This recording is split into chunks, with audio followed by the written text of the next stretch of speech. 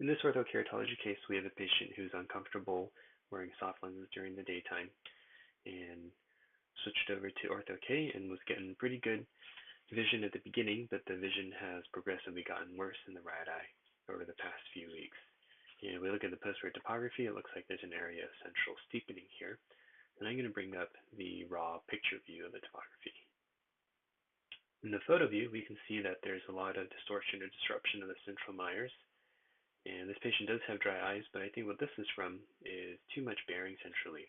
And Scout is interpreting these Myers as areas of steepness. I don't think it's really steep there. I think that's an artifact based on the appearance of the Myers. So for this patient, looking at the post-road topographies and also what the lens designs look like, I would guess that this patient has either fairly thin pachymetries or low corneal hysteresis, or maybe a combination of the two.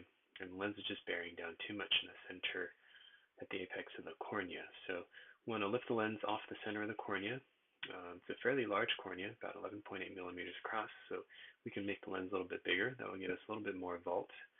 And we also want to adjust the periphery of the lens to give us a little bit more lift centrally. So I'll bring up the lens. And this is a G-Sim lens. Right now in G-Sim mode, if we switch to freeform view, we can see that Scout is interpreting some asymmetry between the nasal and temporal aspects of the cornea, but the lens seems to be centering pretty well and fitting pretty well in the periphery. Again, I think that could be an indication that the cornea is just a little bit softer, and so even though the lens isn't making very good applanation all the way around, it is being drawn down onto the corneal surface. So I think it's okay if we leave it in G-Sim since the lens center is okay.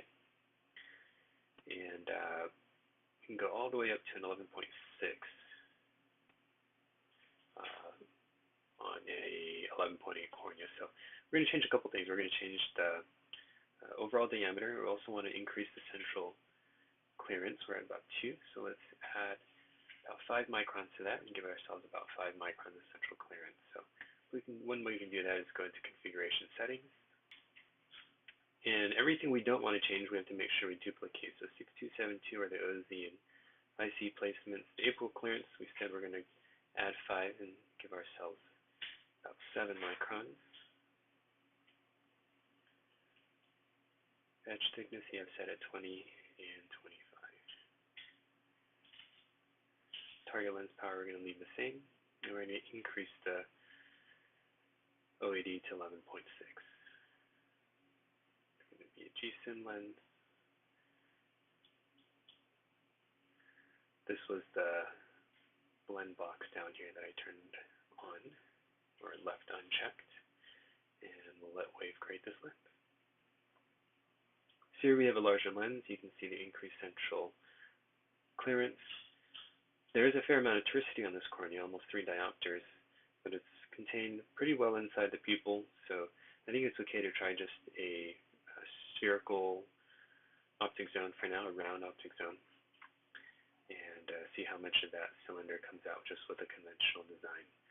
So this lens should bear a little bit less in the central cornea, create less of that distortion to the epithelium, and the patient's vision should be a little bit better with this lens. So hopefully this is helpful. Best of luck to your patient, and thanks for watching.